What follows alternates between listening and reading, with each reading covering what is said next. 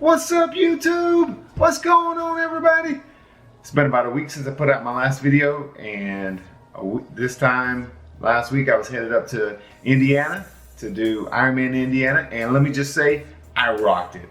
Hit most all my goals that I wanted to hit and got on the podium, had an amazing time, didn't break down, didn't fall apart, but haven't yet put together a race report on that because I've been super busy with work.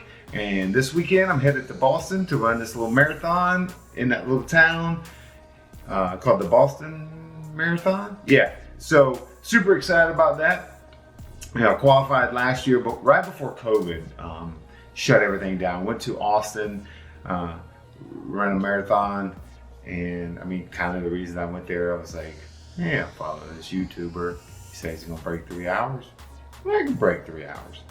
And anyway, needless to say, I ran within myself and kind of called him a mile 9 and was like, hey man, good job. He gave me this like, eat shit and die look. So anyway, regardless, it was a great marathon. The wheels didn't fall off like they normally do. So I was super excited about that. And I was running and didn't realize, like, yes, I could break 3 hours, but then I've thought about that before, and it wasn't until I got to about mile 20, 22 that I was like, yeah, I can still push this.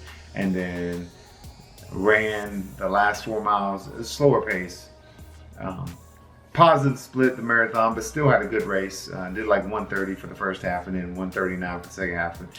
And once I realized, like, hey, I can definitely make the time for the Boston Marathon, I kind of slowed down. Luckily, I didn't slow down too much because the cutoff came way down because of the deferrals for, you know, because people racing 2019, people racing 2020, and then the Boston Marathon get canceled until this year.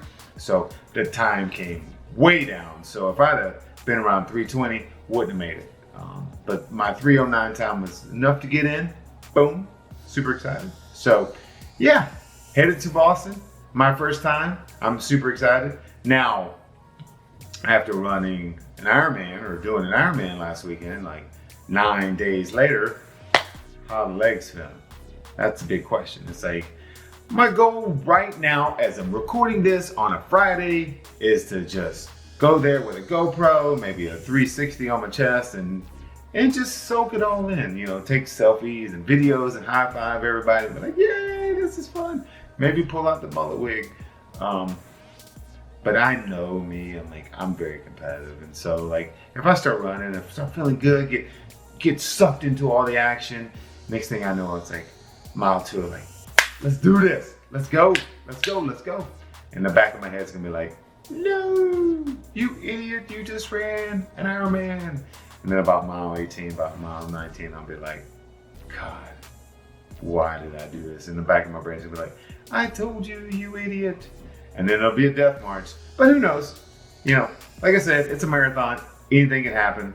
I'm not gonna PR, but man, I'm gonna have a good time. So anyway, that's all I got this week. Look for those race reports. I'm probably gonna do one on Boston too because I'm super excited. It's a bucket list race. Probably my last marathon because marathons suck. You know, I'm not gonna lie, they just suck. I mean, 3 hours, and I haven't done any fun destination marathons. They're always been like, hey, let's run this backwoods marathon and see if I can qualify. So Austin was kind of like my first destination, and it was a lot more fun, but I can only imagine the crowds in Boston being like over the top and so exciting. So yeah, so I'll probably put out a race report on that too. So anyway, thanks for watching. Don't forget to hit the like, subscribe, do all those cool things to do on YouTube, and I'll catch you guys in the next video. Peace.